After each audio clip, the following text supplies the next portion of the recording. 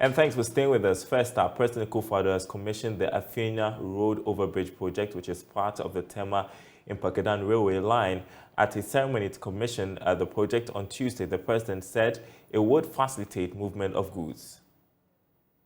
The road over the bridge project is part of the ongoing construction work on the Tema to Impakedan railway line, which is more than 90% completed. The section of the road is expected to help decongest traffic on the route. In a speech to commission the project, President Akufo-Addo expressed confidence that carting of goods will be easier. When successfully completed and operationalized, will link the Tema port to the lake transport network, especially the north-south movement over a distance of some 400 kilometers, and open up the lake to the transportation of not only fuel and cement, but also containerized cargo and agricultural produce from the northern enclave in Afram Plains to the port of Tema and other destinations. Other economic benefits of the project include: 1. Reduction of pressure on the road network, including the Eastern Corridor roads, which are under vigorous construction, thereby reducing their early deterioration and increasing their service lifespan. Minister for Railways Development, John Peter Mewu, also hinted that the construction of a rail bridge over the Volta Lake, which connects the eastern region to the Volta region, will boost local economic growth and position the country as having one of the best infrastructure projects in the West African sub-region. Mr. President, you therefore decided that the project must cross the River Volta. And as a witness to what you said, this railway project crossing the River Volta is one of the first of its kind in West Africa. I want to say a very big thank for your innovation.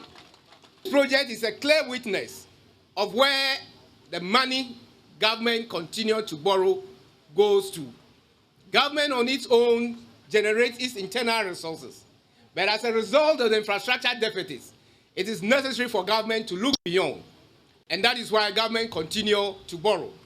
Most of the borrowing being undertaken by this government are borrowings that goes into development, as we are witnessing.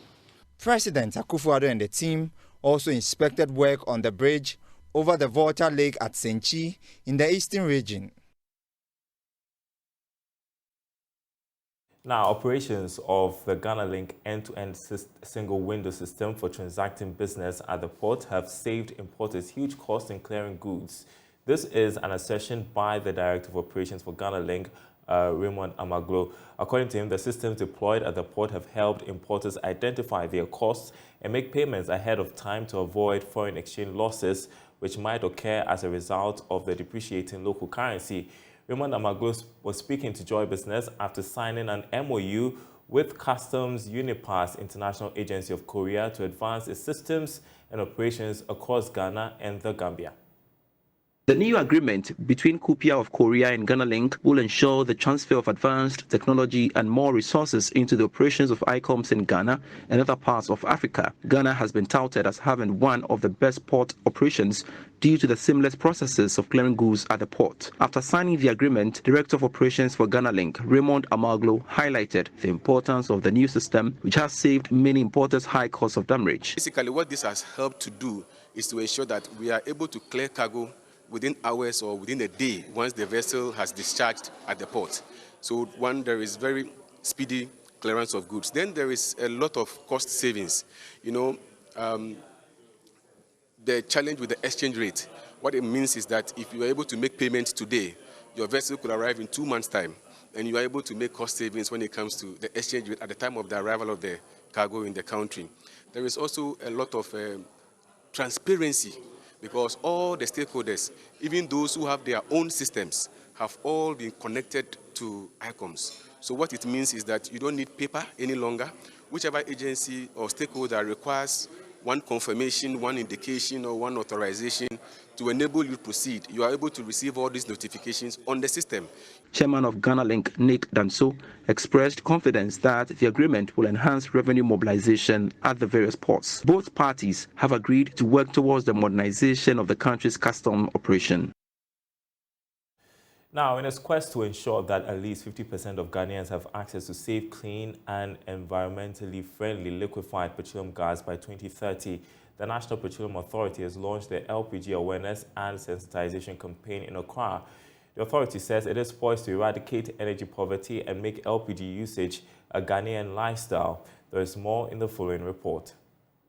The nationwide LPG campaign is dubbed Our Gas. In his remarks, Chief Executive of the NPA, Dr. Mustafa Abdul Hamid, expressed worry about the cost of LPG, but assured his outfit is working in collaboration with the Energy Ministry to raise an argument in Parliament to get approval for some taxes on LPG to be removed. We understand that perhaps the majority of the Ghanaian people are poor, and therefore the many people cannot afford to purchase cylinders, perhaps even to buy gas, and etc., etc. So we at NPA, in collaboration with our sector ministry, are trying very hard to make it easy for people to access LPG. We are hoping that as part of the CRM process, we will make an argument in Cabinet to allow Cabinet to approve for us to remove some of the taxes on LPG in order to bring down the cost of LPG considerably. Secretary of the LPG Marketing Companies Association, Justice Mante, called for the reduction of LPG price to make the commodity competitive against the solid fuel. Just last week, we saw a reduction in petrol prices. Gas prices didn't come down. And the question is, why aren't you asking, if they are all affected by dollar and Russia-Ukraine war, why is gas prices still staying there and they are not being reduced? So that's one clear example for you. But gas prices keeps going up and up, and the ordinary Ghanaian cannot afford it.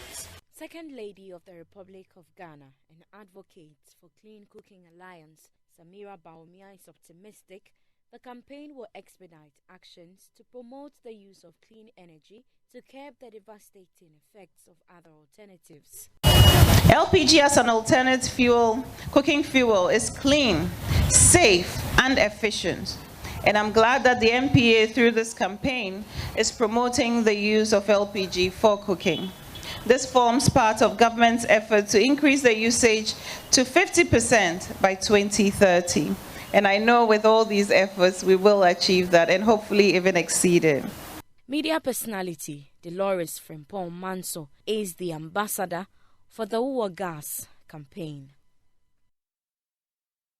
Joining us is Vice President of the LPG Marketers Association, Gabriel Kumi. Appreciate your time with us this afternoon. So, over the weekend, I bought gas, I think 5 kg for close to 100 cedis, and I couldn't believe it. So, I want to start from the NPA CEO saying that he's going to work with the Energy Ministry Cabinet for that matter to argue in Parliament to get some of the taxes removed on LPG. How much are taxes contributing to the high cost of LPG, and how do you welcome that? Thank you very much, Daryl. I mean, it's better late than never. I mean, the LPG Marketing Companies Association, have been calling for this for the past 5 years. But thank God, gradually, the authorities are beginning to see reason in our argument and are beginning to act. I think this is long overdue. At the moment, the LPG you buy, every kilo of LPG you buy, you pay 50%. The cost of it, 50% is made up of taxes. And we believe when these 50% taxes are removed, it will help push up the consumption of LPG very, very, very high. So we welcome this move, and we want the NPA to act on this as immediately as possible.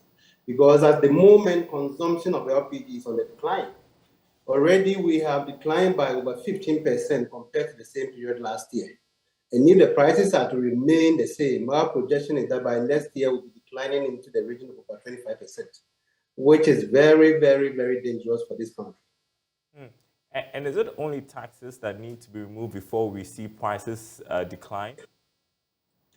Well, we believe that is a very good step because the government has set an objective to increase consumption of LPG from the current 25% to 50% by the year 2030. But you cannot eat your cake and have it. You can't set such a laudable objective and at the same time you sit and watch prices goes up uncontrollably. You keep pushing up taxes on the product. You keep increasing the cost of the product through taxation.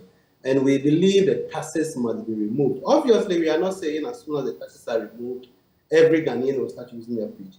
But LPG is highly price sensitive. It's a product with an elastic demand. So when you're dealing with such a product, the only way you can grow consumption is to take measures to reduce the price so you can attract a lot more people into the consumption. At the moment, LPG consumption is on the decline, but charcoal consumption has taken, it's on the baton, it's rising. I did hear one of the ministers, the Deputy Minister of Energy, says that charcoal is more expensive than the LPG. And that can never be true. That is not true.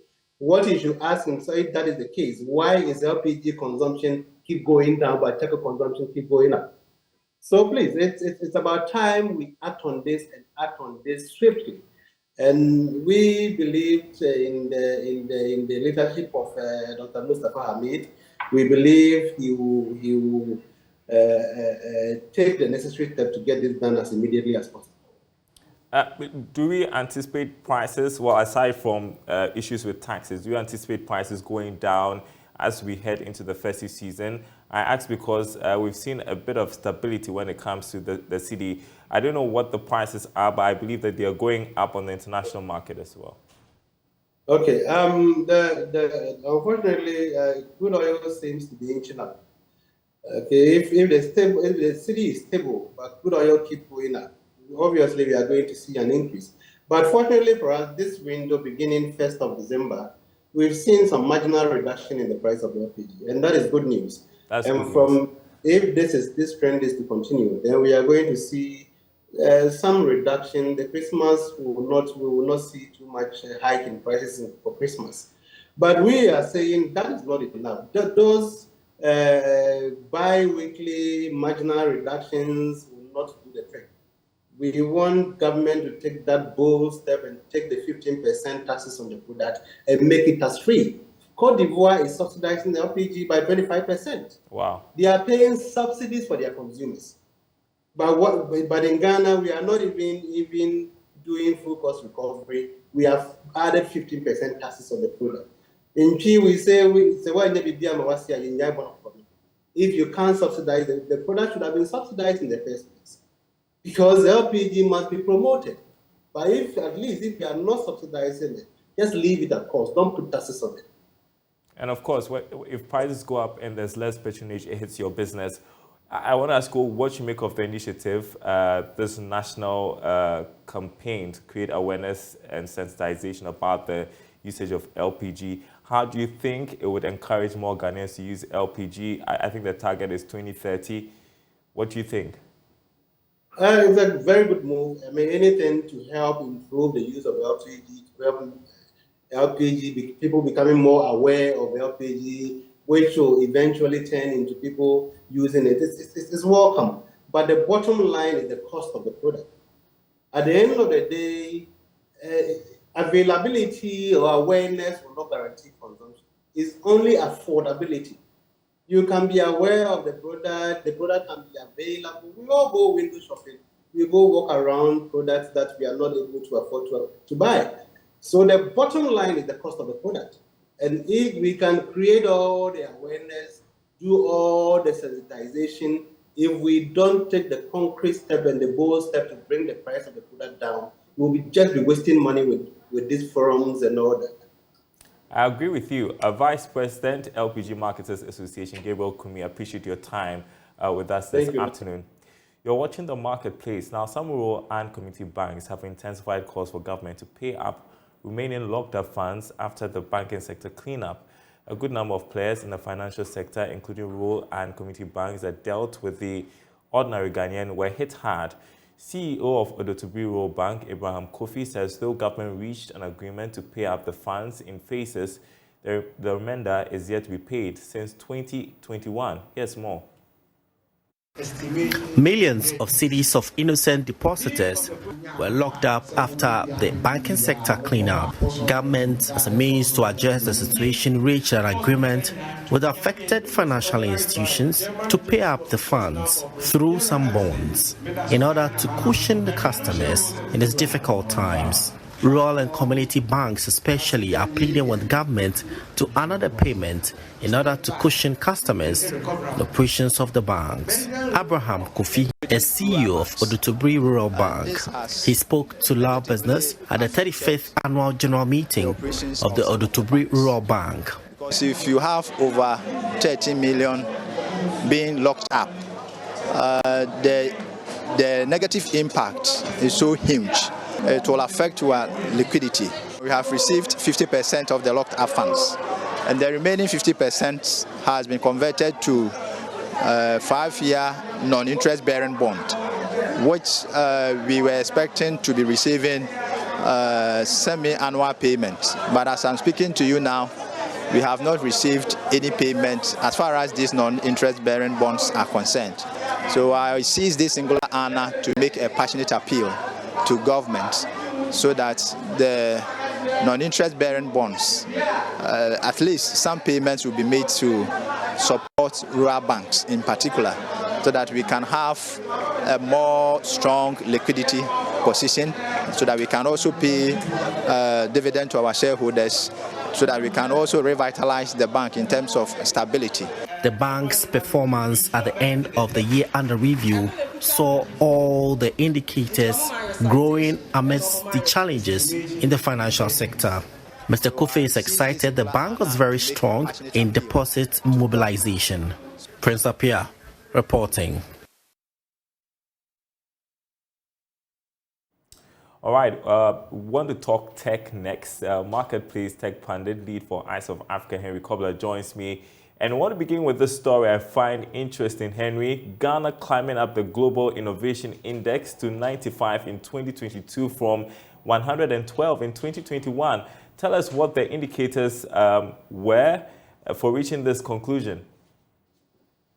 Thank you very much, Daryl. So there are quite a number of indicators that comes in when we're looking at this. But generally, if you're looking at it, Ghana has really done quite good. I mean, in terms of innovation in all aspects, I mean, coming from fintech and different tech aspects. I mean, generally, even with the identification cards coming into play and it's being integrated into several platforms, relatively gives us some points in terms of leverage. I think that the government and the vice president. And what does this signal? How can we leverage this to our advantage?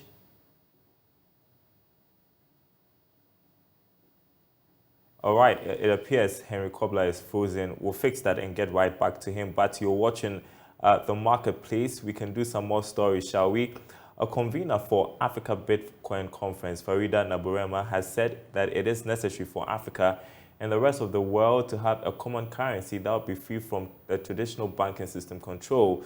She was speaking at the African Bitcoin Conference. The African Bitcoin Conference is a 3-day event aimed at educating people on Bitcoin and getting Africans to embrace its use. The African Bitcoin Conference, in partnership with Paxful, has created a training center in Kumasi to train individuals on the use of Bitcoin. Speaking during the conference, Farida Naburema mentioned that Bitcoin provides a way for easy access to funding and makes international trading easy. Bitcoin provides immense ways of breaking monetary barriers in multiple sectors, in agriculture, in education, in health, in computer and technology. We are trying to make money accessible to everyone, and we want Africans to understand how it works, because information is key. So we want a currency that is no longer segregational. that is not based on nationality, that is not based on geographic and political divisions. We want a currency that resonates with everyone, regardless of the country that they are based in. I want to be able to be in Ghana and use my Bitcoin to buy services in the United States. We don't want to be in a situation where somebody who is in Canada wants to buy products from Ghanaians now has to find a way or have to spend extra fees to send that money when they can just send them Bitcoin and get their services. So we want to make money more humane, money more unified. Chief Executive Officer of BitNob, Bernard Para, added that independent financing and development cannot take place without a self-dependent currency. Hence, the need for economies to adopt a universal currency to boost trading. It is important to remember that independent financing and independent development cannot take place without an independent currency. A currency system that is backed by the resources of a foreign state is ipso facto subject to the trade and financial arrangements of that foreign country. Today, if you wanted to send money from one African country to another, there's an 80% chance that it first has to go through North America or Europe before coming back to Africa. And just to rephrase, it means that if we're sending $100 billion out of Africa, at least $80 billion of that has to go through other continents before coming back to us. By doing this, we lose at least $5 billion of our sweat every year. That is a lot of money, and we shouldn't be giving that away for nothing. The maiden edition of the conference includes workshops and trainings geared towards highlighting the importance of Bitcoin to businesses. All right, we can head right back to Henry Kobler on Let's Talk Tech segment, where we are talking this afternoon about Ghana climbing the Global Innovation Index to 95 in 2022 from 112 in 2021. And Henry, you were explaining to us what the indicators were for reaching this conclusion. Can you hear me, Henry? All right, Henry is frozen. Not a good day for technology here on the marketplace, but we will skip that and bring you some other stories. Kenya's High Commissioner to Ghana, Eliphas Barron, is disputing claims that products being traded under the African Continental Free Trade Area do not meet the standards to compete on both the African and international market. According to the foreign diplomat, although Africa's production is yet to be fully developed, products from African factories cannot be said to be of lower value. Speaking on foreign affairs on JoyNews, Eliphas Barron says, although there may be challenges accounting for slow start of the policy, after cannot be described as overambitious. Mr. Ambassador, don't you feel that after is too ambitious for us now? Absolutely not. Absolutely not. This is what we needed in 1963. At the time of our independence, we needed to integrate the continent. We needed to bring the continent together so that we break those systems and institutions that were established by the colonial masters. It is a journey towards realizing that objective and that goal. It is absolutely not ambitious whatsoever. It is what Africa needs to do, and it is on the right trajectory. So we are saying that we need to promote our farmer, and the only way we can create jobs, the only way we can create wealth is by supporting our farmers by buy, build, or grown in the continent. That way we will be able to deal with the question of unemployment, with the alleviation of poverty, and so on and so forth. So really, we must all work very hard to encourage our people to consume and to buy the made in Africa goods. When we're talking about trading within the continent, we are not saying we are lowering standards. No. And by the way, it is not true that our standards are low. Yes, there may be instances depending on your market focus that you may not. But for you to move to the next level also, you need support. Assuming, and I give this very basic example, right. There's a carpenter in your neighborhood, and that carpenter produces for what you call neighborhood market. If that carpenter, if we support that carpenter that carpenter will realize more income, will invest more in tools, will bring in more skills, will begin to expand. What does that mean? You are bringing more wealth, you are creating more jobs, you are also encouraging that person to bring in new skills that will improve on the quality of his products. But if we take the decision that the product that is down there does not meet quote unquote global standard, how will we be able to grow that cottage industry to world class or to the level that we want? So it's actually more or less like a balance that we need to begin. And it is true, sometimes if there are products that are not of any health hazard, for example, furniture, why do we need to import furniture from some other place when we have solid wood? Solid wood. Why do we need to import furniture that breaks every other day? And we are not supporting the local industry. Why do we need to import food when we have so much and export food that is organically grown? And there are many other things, including fabric and textile. You know, we can actually be able, because we grow cotton, we have institutions that are processing all this, and that way, if we begin to consume what we do, we'll have more tailors, we'll have more people producing cotton, we'll have more retailers in the whole value chain. If you look at the entire value chain. But when we import, what I was saying is we're bringing a container and there's one shopkeeper and we all go and buy there. So where are the jobs? Where are we taking our money? All our money is going out. But if we plow back, then we will be able to, on an incremental basis. Eliphas Barring, Kenya's High Commissioner to Ghana, speaking on foreign affairs. Be sure to catch foreign affairs on JoyNews. And that's the marketplace, everyone. Thanks for watching. More news on our website, myjoyonline.com/business. We'll see you same time tomorrow.